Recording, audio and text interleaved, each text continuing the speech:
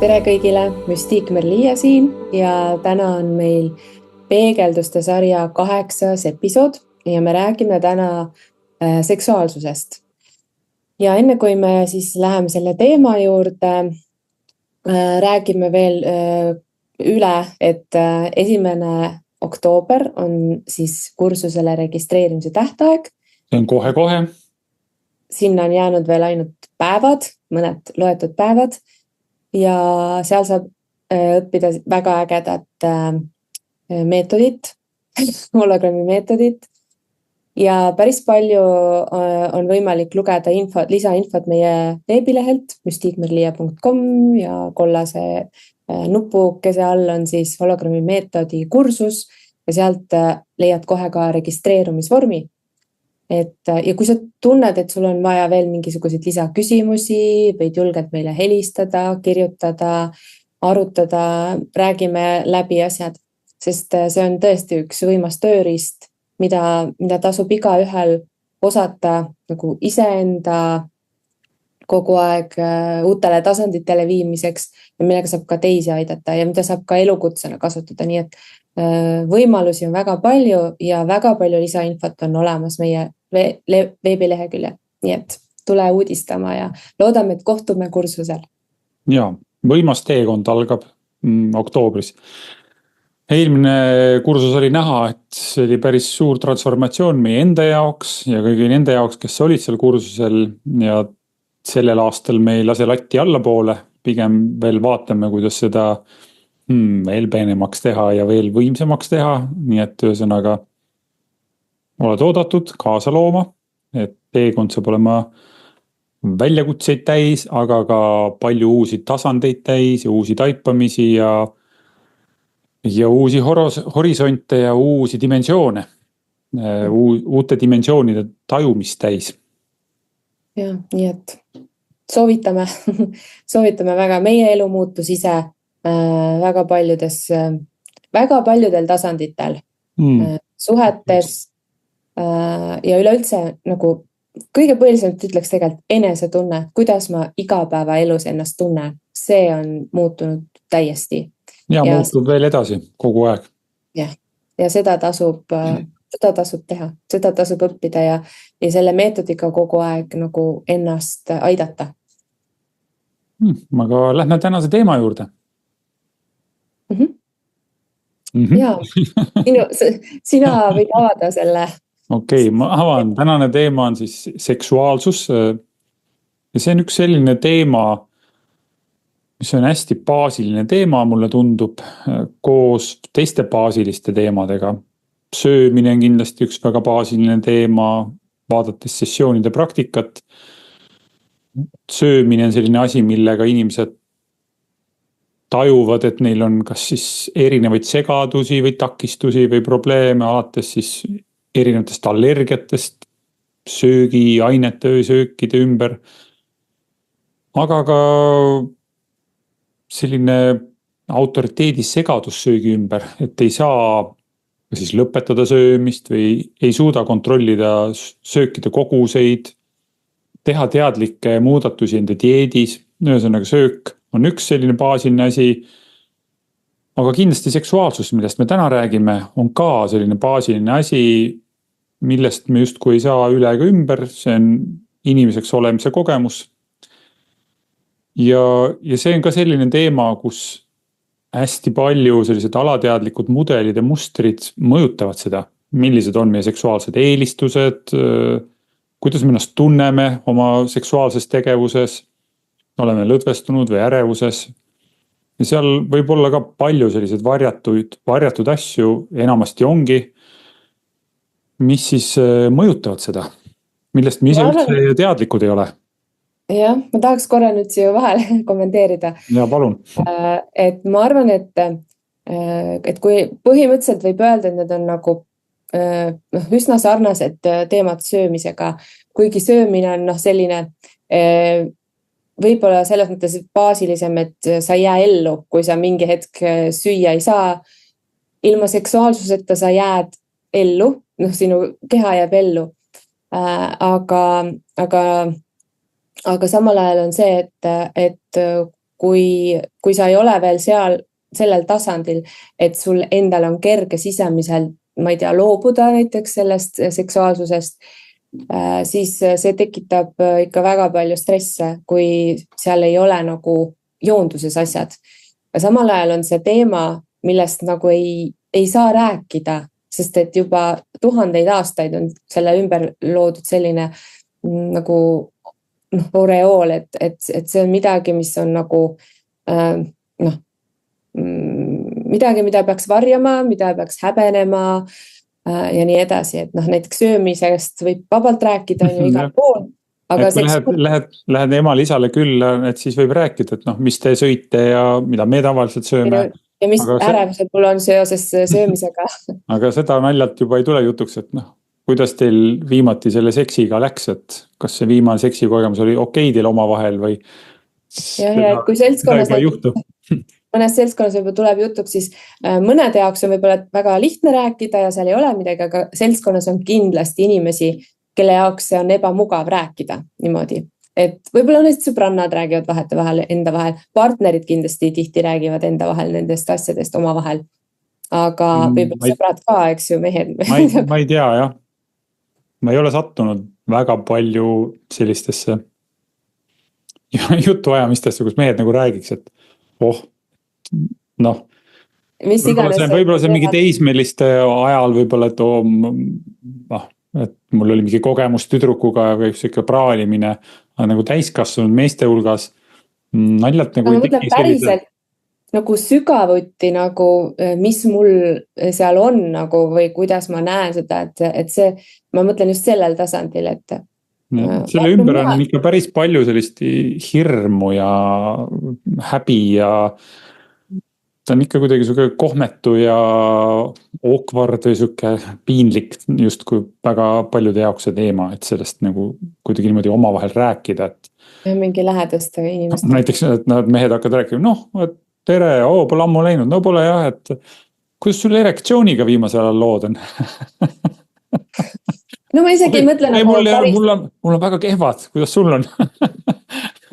Aga ma mõtlen isegi veel nagu veel sügavamalt, et nagu päriselt, mis ma nagu, see on ikkagi siuke nagu lõõpimine või. Ja, süvitsi ka, et mis minu hirmud on või mida ma kardan seal. Mis mind häirib või mismoodi ma tahaksin, et oleks selles mõttes.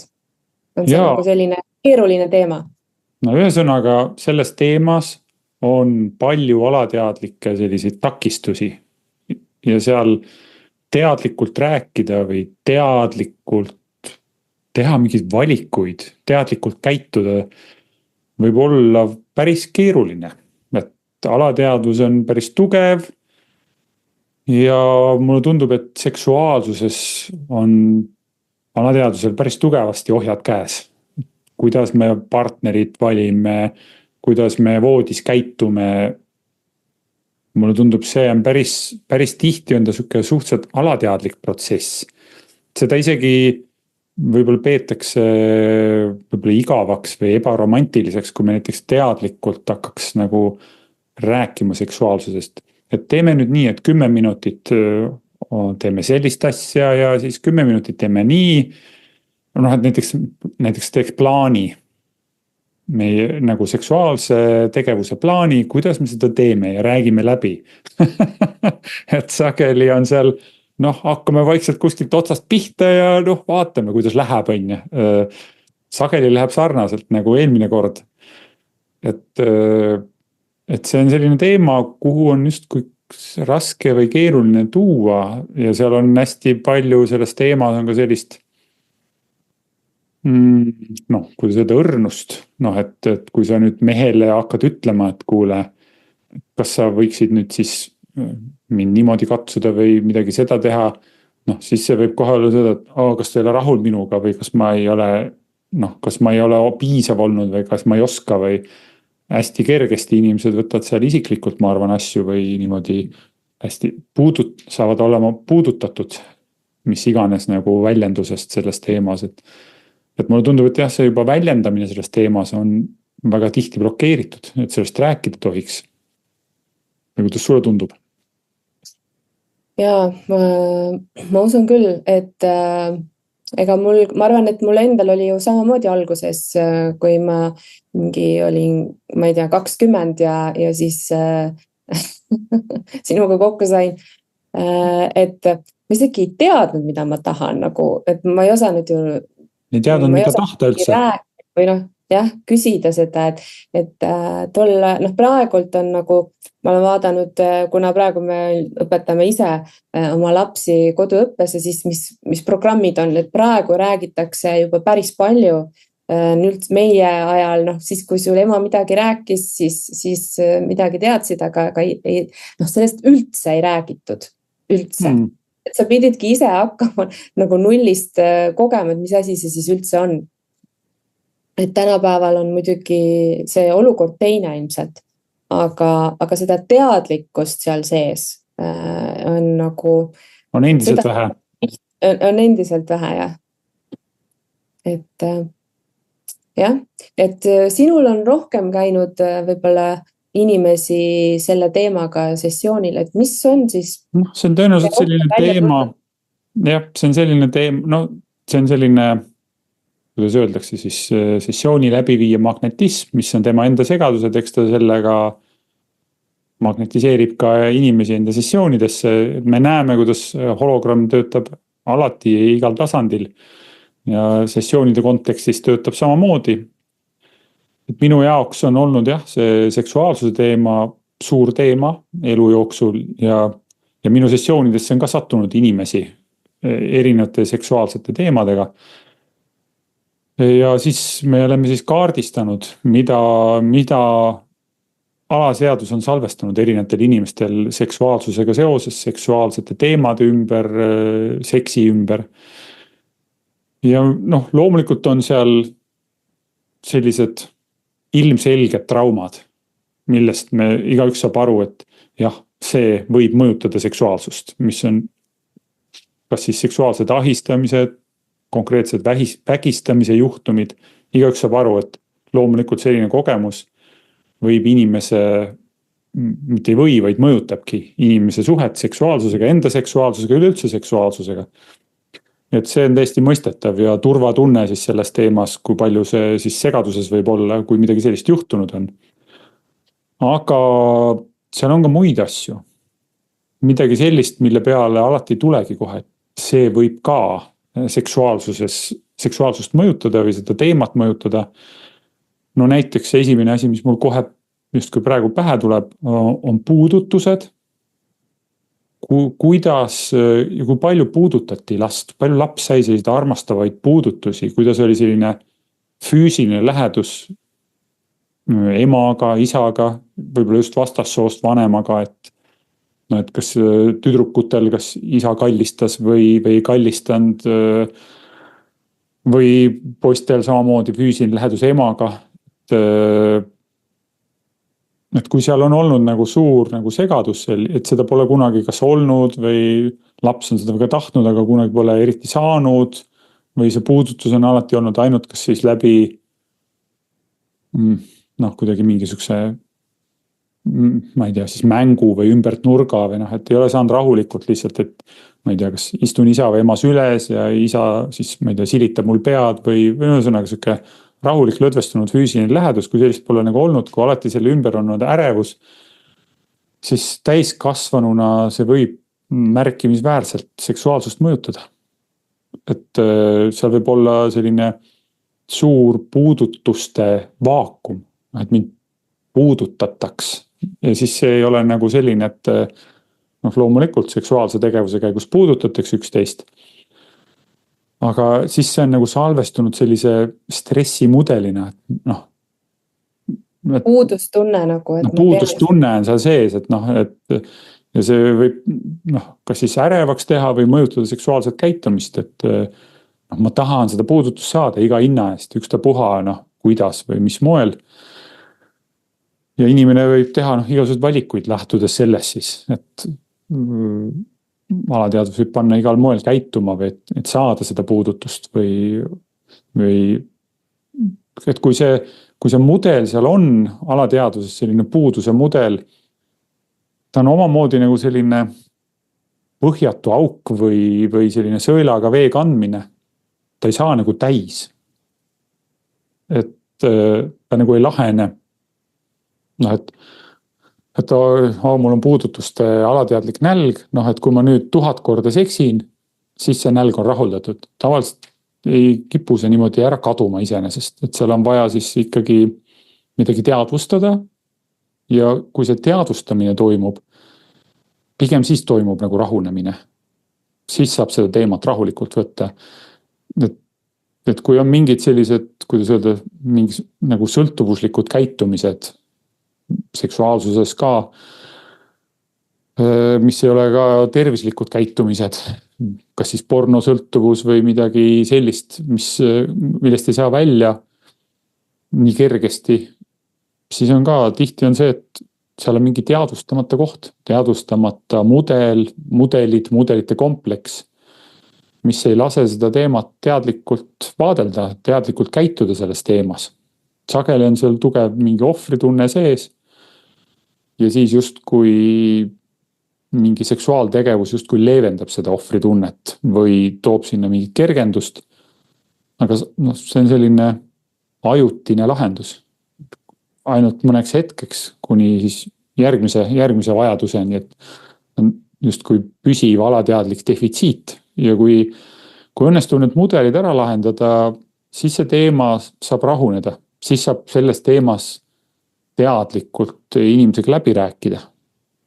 Just see, millest ma eespool rääkisin, no, et teha nagu plaane või väljendada oma soove rahulikult. Aga teeme nüüd nii või proovime naa või ühesõnaga lepime kokku. Et kui seal on selline alateadlik ohvrimudel all, et seda on puudu või siis seal hästi kergesti tekivad, ma arvan, partnerite vahel ka arusaamatused, konfliktid, pinged. Üks solvub ühe peale, teine teise peale või üks ootab vaikimisi oma nurgas. Noh, miks ta siis nüüd, millal ta taipab nüüd saab, et ma tahan seda. Jah, millal ta aru ta saab, et ma tahan seda. Jah, võib-olla pole mitukümmend aastat aru saanud ja tasuks võib-olla hakata rääkima sellest, võib-olla äkki ei saagi muidu. Et jaa. Aga minul praegu tuleb meelde, et on olnud mõned sessioonid, eriti kusjuures nagu võib-olla ütleme siis 50 pluss naistega, kus on see seksuaalsus tulnud nagu sessioonis küll nüüd, teiste teemade käigus ülesse ja seal on nagu täitsa teistsugune teema seoses seksuaalsusega, et nendel on emad öelnud, kui nad on teismelised, et see on üks väga vastik asi. Aga kui ema ütleb midagi, eks ju, teismelisele või ja see ei ole üks klient, et see on nagu mitu klienti mitmel kliendil on see olnud, et eriti just emad mõjutavad oma tütreid, et nad muretsevad, kardavad, et tütar võib jääda äkki rasedaks või midagi ja siis, et võimalikult kaua ikkagi nagu ootaks selle asjaga, siis nad on tekitanud sellise arvamuse, et see on nagu üks vastik asi ja nendel naistel ongi väga raske ja ma arvan, et neid naisi on tegelikult päris palju. Nendel ongi päris raske siis see nagu ümber mõelda ja seda nagu päriselt hakata nautima. Lõdvestuda sellest teemast, sest alateadus on salvestanud, et see on hirmus teema ja kui see on hirmus ja ärev teema, siis hakkavad igasugused segadused ka suguorganitega või midagi sellist, et ei suuda lõdvestuda või asjad ei toimi nii, nagu nad justkui võiksid loomalikult toimida, sest alateadus samal ajal protsessib seda, et see on tegelikult see hirmus, mida ma teen või see lubamatu, mis ma teen või praegu see, mida ma teen, see läheb vastuollu emalt tunnustuse saamisega või ema vaatenurgaga. Kuigi ema võib-olla ei üldse mõelnud tõsiselt nii, vaid lihtsalt rääkis seda juttu, et lihtsalt hoida ära teismelise rasestumine või enneaeg just tema jaoks justkui liiga varajane suguelu. Aga mis sealt nagu, mida ei teadvustanud või mis ei olnud teadlik, et see võib luua sellise mudeli eluks ajaks, mis inimese füsioloogiat hakkab isegi mõjutama selles kontekstis. Ja siis võib-olla, et ongi hoopis sellised, tulevad kas mingid emaka probleemid või mingid munasarja probleemid või mingisugused tuppe probleemid ühesõnaga, tegelikult võivad tulla füüsilisele tasandile lõpuks need probleemid, kui on nagu püütud mõjutada niimoodi, noh, hirmus põhimõtteliselt oma lapsi. Et tuleb olla ikkagi ettevaatlik, mida sa oma lastele, mida sa teismelistele räägid ja ka tegelikult sõbrannad omavahel. Praegu mul tuleb mõned asjad ette, mis on sessioonidest tulnud, et üksteist mõjutavad, noh, et siis oma uskumustega seksuaalsuse suhtes. Just teismelisena, eriti kui veel, noh, ongi, sest see teema väga huvitab, aga infot on vähe ja siis püütakse ikkagi kuskilt seda mingit infot saada. Ja siis see võib olla nagu moonutatud nii-öelda, moonutatud info, eks ju. Et sama asi, et kui me seksuaalsusest räägime ja mis kuskilt vaatasime seda statistikat, et kui suur protsent inimkonnast on tegelikult pornosõltuvuses, et see protsendi suurus hämmastas mind, ma mäletan. Kes vaatavad regulaarselt pornot ja niimoodi, see oli väga suur hulk ja ilmselgelt pornos ei ole need asjad, kuidas öelda, teadlikud, nad on liialdatud ja nii edasi. Ja nüüd teismelisena vaadates seda, siis võib täiesti nagu sellised enda alaväärsused enda suhtes tekkida, et mul ei ole sellist võimast vänta või ma ei tea, suuri rindasi nagu seal videos on nendel näitlejatel. Ja see tegevus on ka liialdatud. Mu meelest need enesehinnangu probleemid võivad olla veel sügavamad kui see, et mul ei ole nii või mul ei ole naa, vaid kui võib-olla ei leia partnerit, kellega nagu minna nagu sügavuti, eks ju, selle asjaga, siis jääbki kogu aeg kõik nagu sellisele platoonilisele tasandile. Ja siis jääbki selline tunne, et aga seda nagu see on nagu kergesti kätte saada kohe niimoodi. Nii nagu, et kiirtoit põhimõtteliselt, et ma ei viitsi endale praegu süüa teha, võtan selle praegu siis kiiresti, on ju. Et see tundub ka nagu, ja ta moonutab tegelikult seda, mis seksuaalsus võiks olla, kus on nagu nii-öelda sügavuti minemine. Aga mida sina arvad sellest nagu seksuaalenergia versus siis loomise energia? Ma ei tea, kas seal ongi versus. Mulle tundub, nad on suhteliselt nagu käsi käes. Et kui on seksuaalenergiaga segadust, siis on nagu loomisega ka segadusi. Mulle tundub, et nad saavad toetada üksteist. Et seksuaalenergiat, kusjuures see minu jaoks päris ei ole üldsegi nii ammune avastus, pigem ütleme viimaste aastate avastus, et seksuaalenergiat saab kasutada loomiseks, teadlikult loomiseks, väga praktiliste asjade loomiseks või millegi väestamiseks, et lihtsalt mitte, et seksi ajal ei kujuta endale ette veel mingit seksi, vaid et seksuaalsuse ajal luuakse midagi, partnerid koostöös, ma ei tea, arutavad läbi, mida me loome täna, mida me luua tahame, see võib olla mingi energia või koostöö, aga see võib olla ka väga mingi praktiline asi. Ma ei tea, me tahame kursust luua, et see kursus oleks väestatud ja võimas ja me tunneme hästi seda tehes. Et igasuguseid asju, erinevaid aspekte enda elus nagu sellise loova energiaga väestada.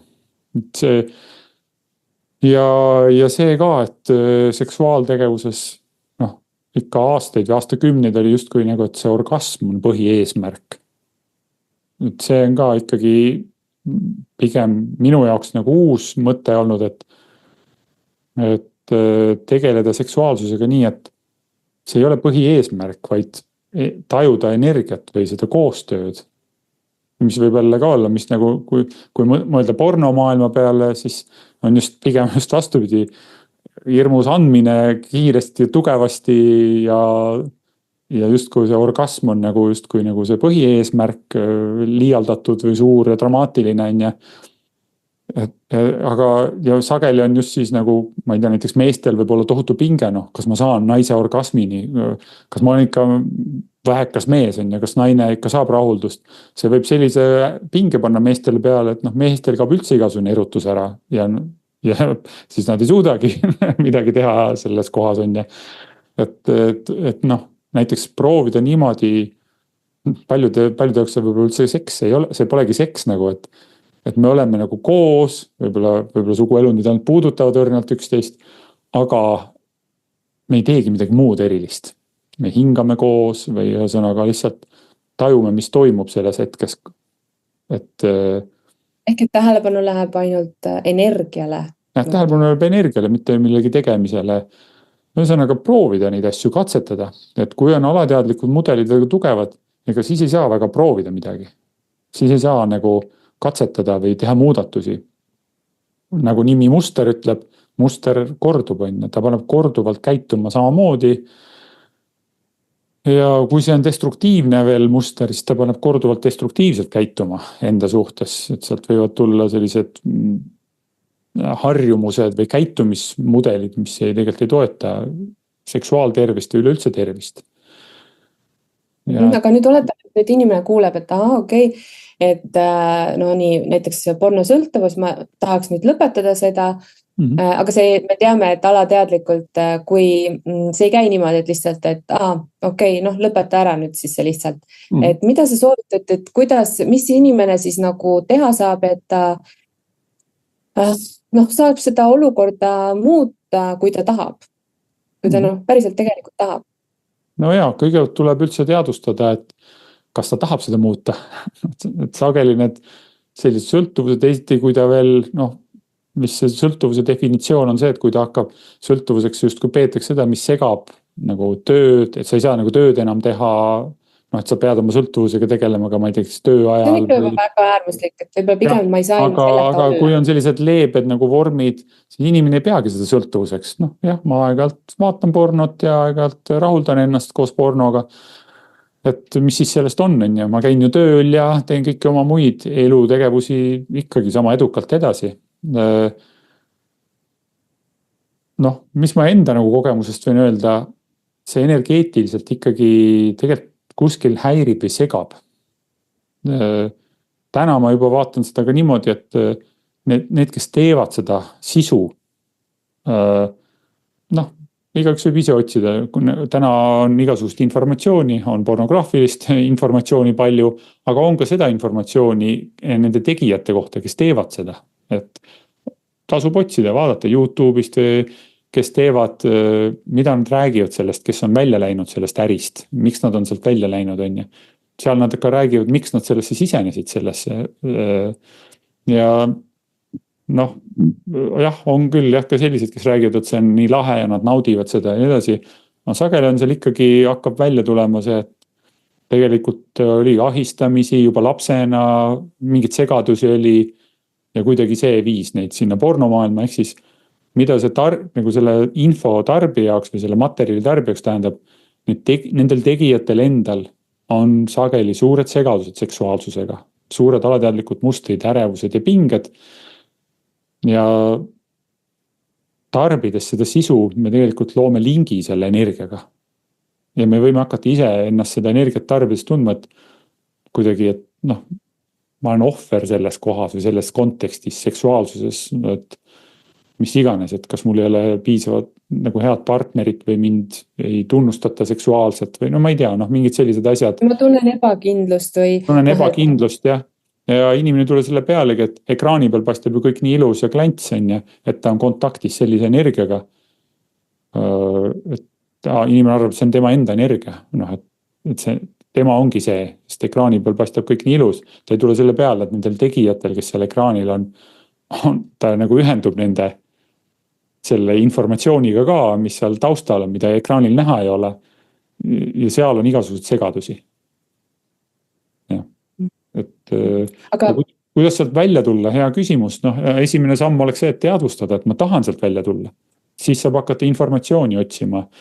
Et üldse, ma ei tea, kaardistama. Et kui tihti ma näiteks, kui see on porno näiteks, kui tihti ma vaatan seda, et inimene sageli ju, kui ta alateadlikult käitub, ta ei pane tähelegi, kui tihti ta käitub. Hakata kas või, ma ei tea, nagu märkima üles, kui tihti ma seda tarbin, kui palju mul seda vaja on ja nagu testima, et kas ma saan ilma selleta, ma ei tea, nädal aega või 2 nädalat. Noh, kui ei saa, siis võiks arvata, et okei, ma vist päris palju sõltun sellest informatsioonist. Ja siis hakata siis, noh, üks variant on ka, et mis mu uskumused selles teemas on, hakata neid kahtluse alla panema, neid negatiivseid arvamusi, noh, et kas ma olen väärtuslik, et miks ma arvan, et ma ei ole väärtuslik, panna neid nagu küsimärgi alla, sageli inimesed võtavad neid asju vaikimisi, et noh, see on nii, ma võtan nagu seda faktina või tõena, et keegi ei tahagi mind või ma olen kole või midagi sellist, et hakata sinna küsimärke taha panema, et kas on ikka nii, et keegi ei taha mind või kas ma tegelikult olen kole või kas ma olen väärtusetu ja et ei võta nüüd vaikimisi neid mudelite antud informatsioone, mida mudelid meil ette söödavad, mida me mõtleme või tunneme, vaid paneme sinna küsimärgi taha ja võib-olla vaadata, et äkki mul õnnestub selles teemas hankida mingi positiivne kogemus või positiivne selline asi teadlikult, mis tegelikult siis paneb need negatiivsed uskumused küsimärgi alla. Kui see on partnerite vahel, soovitatakse avatud suhtlust. Me oleme sellest rääkinud eelmistest episoodidest. Ja loomulikult, proovige rääkida, proovige arutada, proovige luua selline rahulik, turvaline keskkond, mitte niimoodi mööda minnes kuskil, et ühel on kiire või teisel on kiire. Proovige aega võtta, et rääkida. Aga seal võib olla selliseid kohti, kui selles teemas on väga tugevad mudelid, siis näiteks kui minul on väga suured segadused ja minu partner ütleb, et ma tahaks sinuga rääkida meie seksuaalelust, et siis ainult see, et selles teema niimoodi sisse juhatab või üldse, et noh, et räägime seksist või siis veel hullem ütleb, et ma ei ole rahul meie seksuaaleluga või seksiga, et siis, siis see jutt võib lühikeseks jääda, sellepärast et see paneb käima siis minus need mudelid. Ja siis ma tegelikult enam kaasa ei mõtle, ma ainult põhjendan, või siis olen kaitses, ma ainult põhjendan või kirjeldan enda mudelid, aga vaata, mis sa ise teed ja ma teen seda sellepärast, et sa oled seda, noh, või noh, sa oled selline ja noh, ühesõnaga, et kus on tugevad ellujäämismudelid alateadvuses, seal inimene ei suuda teadlikult kaasa mõelda. See ei ole pahatahtlikkus või lollus või suutmatus, see on nii, kuidas aju töötab lihtsalt niimoodi. Kui ta on mingis kontekstis salvestanud ellujäämise tasandi, lihtsalt sellest kontekstist rääkides ja sinna tähelepanu viies, ellujäämise tasand aktiveerub, selge mõtlemine, analüüsi võime, ülevaade kaob ära. Et selles mõttes loomulikult partnerid suhelge omavahel, proovige rääkida oma soovidest, fantaasiatest, unistustest, mingil moel, aga teadvustage lihtsalt seda, et see võib käivitada partneris kohe niimoodi, et tegelikult ei teki seda dialoogi. Et mis ma oskan ainult soovitada, kaasata kas keegi terapeut, hologrammi meetodi praktiseeri või keegi sinna protsessi, et sealt saab esimesed need ärevused ja takistused eest ära, et seal saab üldse kommunikatsioon tekkida. Teadlik kommunikatsioon, mitte see, mida sa valesti teed või mida ma valesti teen. Ja, meil hakkab aeg otsa saama, see on põnev teema. Et klassikaliselt ütleme jälle, et me kindlasti räägime selle teemal veel. No, kindlasti räägime, jaa. Et igal inimesel on need mudelid ainulaadsed, unikaalsed. Et siin teinekord antakse internetis, igal pool antakse mingid nõuandeid. Tehke, ma ei tea, nii või tehke poodis naa või tehke niimoodi, tehke namoodi. Loomulikult proovige, tehke, aga need on sellised üldised soovitused. Hologrammi praktika või sessioonide praktika näitab, et need segadused on unikaalsed, nende segaduste mudelid on unikaalsed. See soovitus, ma ei tea, mis töötab müstiikile, ei pruugi üldse sobida Merliale, see, mis töötab Merliale, ei pruugi üldse sobida müstiikile. Ja võib olla nii, et kui müstiikile sessiooni teha, siis tal hakkab sobima see soovitus. Et see ei ole kuhugi niimoodi kivisse raiutud, see saab muutuda.